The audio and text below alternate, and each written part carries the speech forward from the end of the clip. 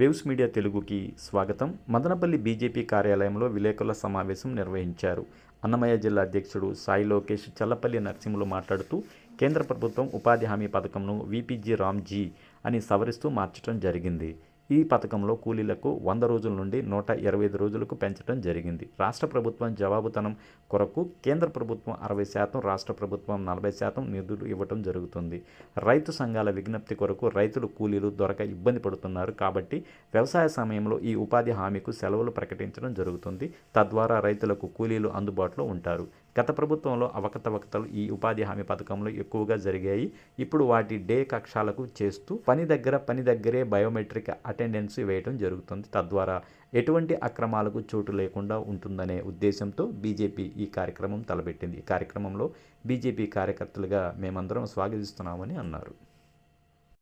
Blackmail చేస్తూ డబ్బులు తినే కొన్ని పార్టీలు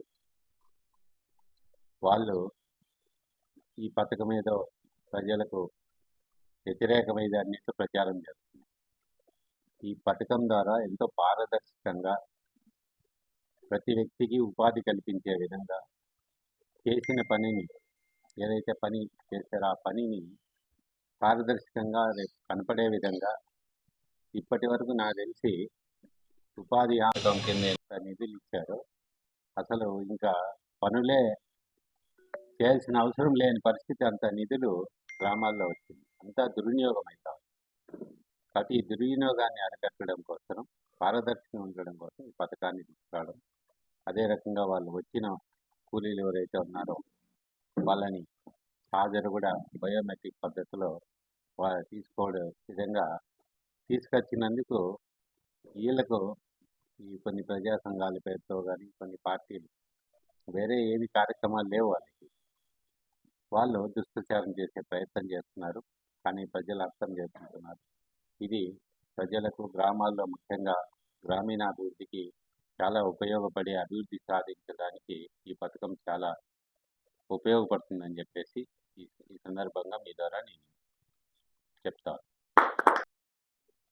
గౌరవ ప్రధానమంత్రి నరేంద్ర మోదీ గారు వికసిత్ భారత్ ఏదైతే లక్ష్యంగా భాగంగా గ్రామీణ ప్రాంతాల్లో పేదవాడికి సంక్షేమం, అభివృద్ధి అందాలి అనే ఒక సంకల్పంతో ఈరోజు గతంలో ఉన్న ఉపాధి హామీ పథకాన్ని దాన్ని సవరిస్తూ వీబీజీ రామ్జీ అనే పథకం ఇటీవలే వారు ప్రవేశపెట్టడం జరిగింది.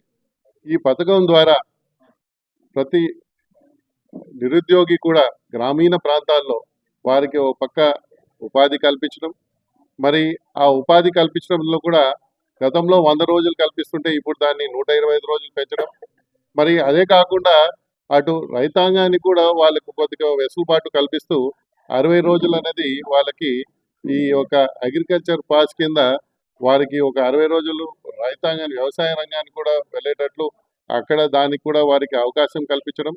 అది కాకుండా ఈ యొక్క కార్యక్రమంలో గతంలో కన్నా కొద్దిగా జవాబుదారీతనం అది పెరుగుతూ ఎంతో పారదర్శకంగా ఈ ఏదైతే స్కీమ్లో బయోమెట్రిక్స్ ఇంకా సాంకేతిక పరిజ్ఞానం ఏఐ లాంటివి కూడా దాన్ని ఉపయోగిస్తూ ప్రతి పేదవాడికి ఏదైతే ఉన్నదో ఆ ప్రజాధనం అనేది దుర్వినియోగం కాకుండా, ఇంతకుముందు గతంలో ఎవరైతే పని చేయని వాళ్ళు లేకపోతే ఇంకెవరైనా అక్కడ వేరే వాళ్ళు జాబ్ కార్డుల పేరు మీద అధికారులు కానీ అక్కడ ఉన్న స్థానిక నాయకులు కానీ కుమ్మక్కయి వాళ్ళ పేరు మీద ఈ యొక్క ప్రజలకి చెందాల్సిన ఏదైతే నిధులు ఏదైతే ఉన్నదో దాన్ని కొంతమంది వారు దాన్ని డ్రా చేసుకోవటం, అవన్నిటినీ కూడా అరికడుతూ ఈ యొక్క పథకం వారు ఇంట్రడ్యూస్ చేయడం జరిగింది.